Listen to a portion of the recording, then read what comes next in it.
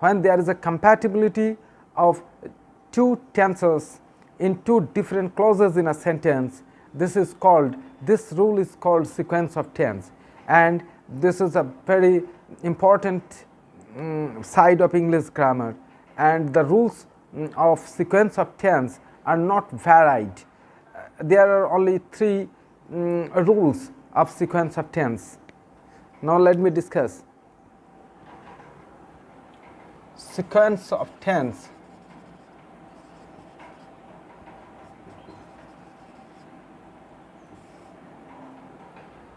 Rule 1.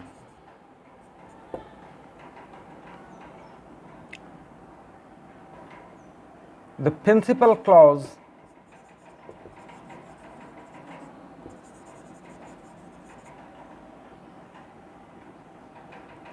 tense will determine the tense in the subordinate clause.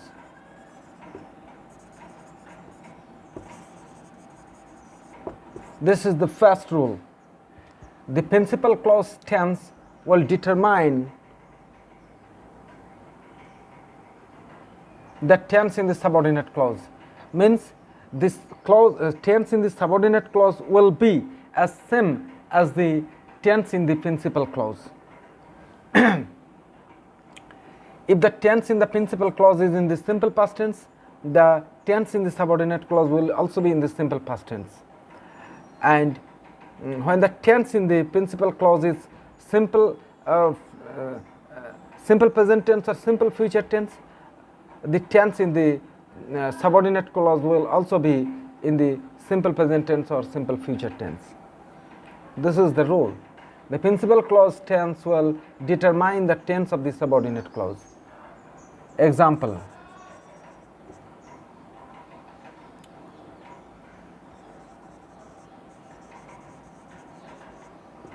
my father realized that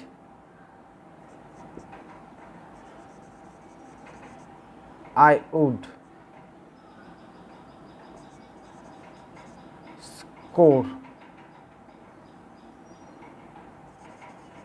not so well. Here the tense in the subordinate clause is in the past tense, and here the tense in the principal clause is also in the past tense. When the principal clause is in the past tense, the subordinate clause tense will also be in the simple past tense. This is the rule. My father realized that I would score not so well. This is the first rule.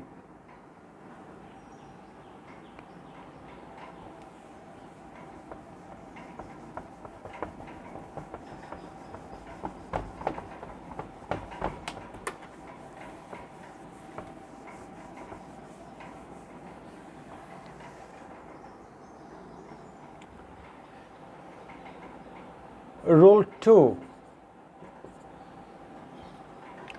Principal clause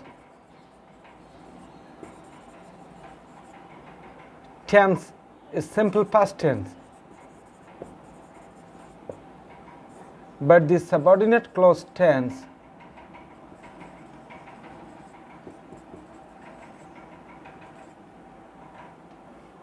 will be simple present tense.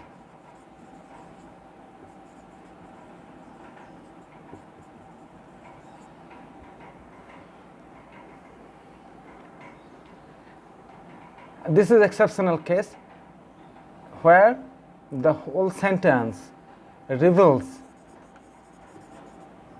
a universal truth.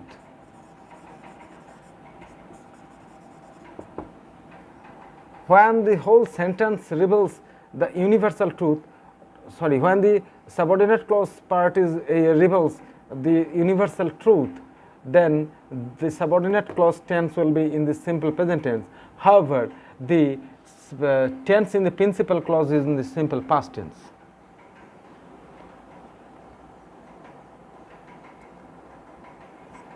Example: Darwin discovered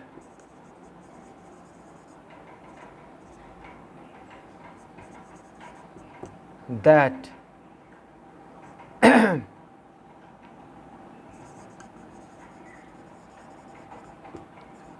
evolution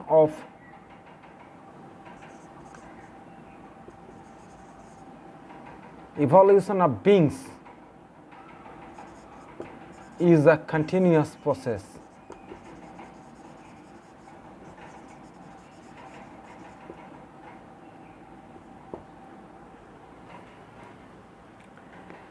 This subordinate part contains the tense in the present tense, means simple present tense, but this principal clause part contains a tense in the simple past tense.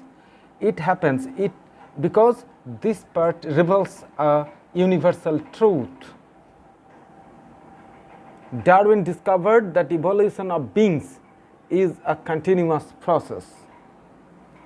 This is the second rule, exceptional rule.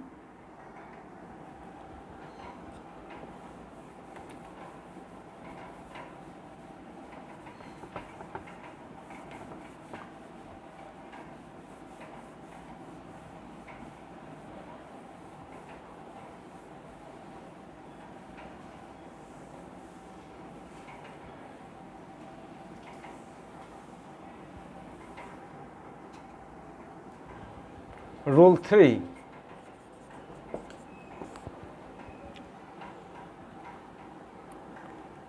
When the subordinate part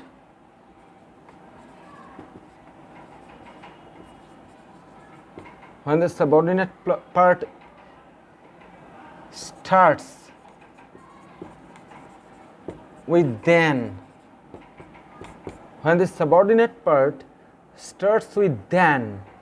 then the tense in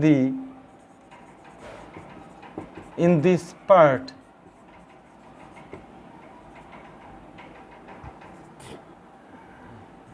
may be in any tense according to the sense.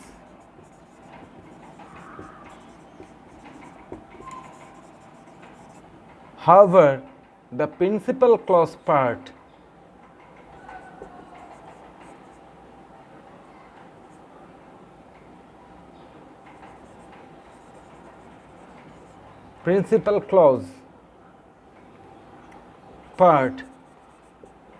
contains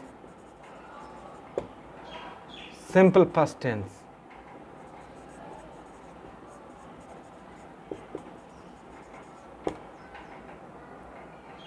Example: when the simple clause part contains simple past tense form, the subordinate clause part may be of any tense according to the sense, because this part starts with then.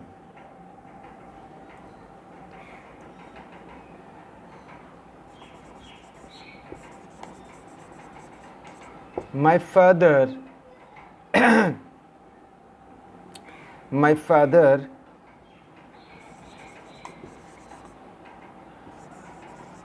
loved you. This is the principal clause part. More than,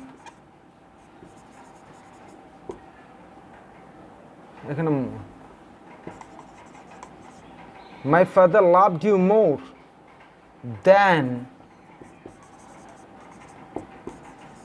he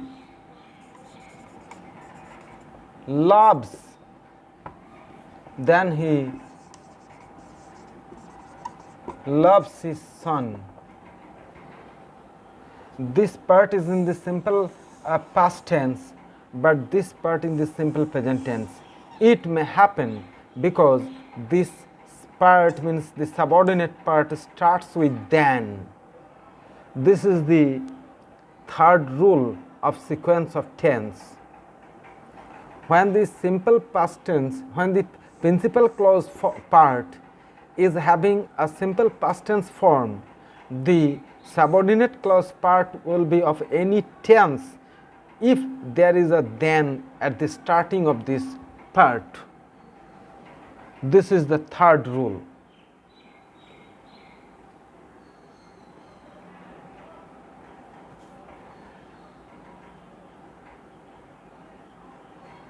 So the rule 3 is principal clause part contains simple past tense, but the subordinate clause part will be of any tense, maybe in any tense according to the sense, because it starts with then.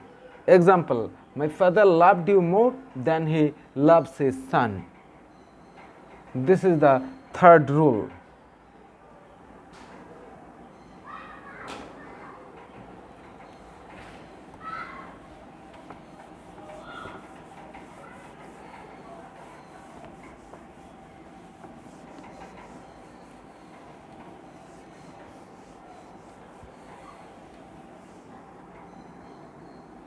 Rule 4.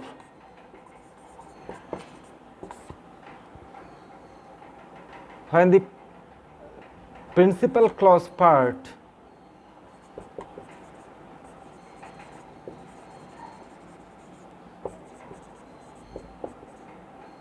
in the past tense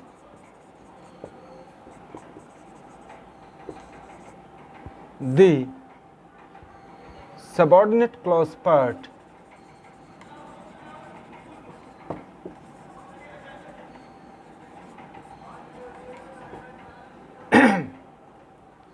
will start with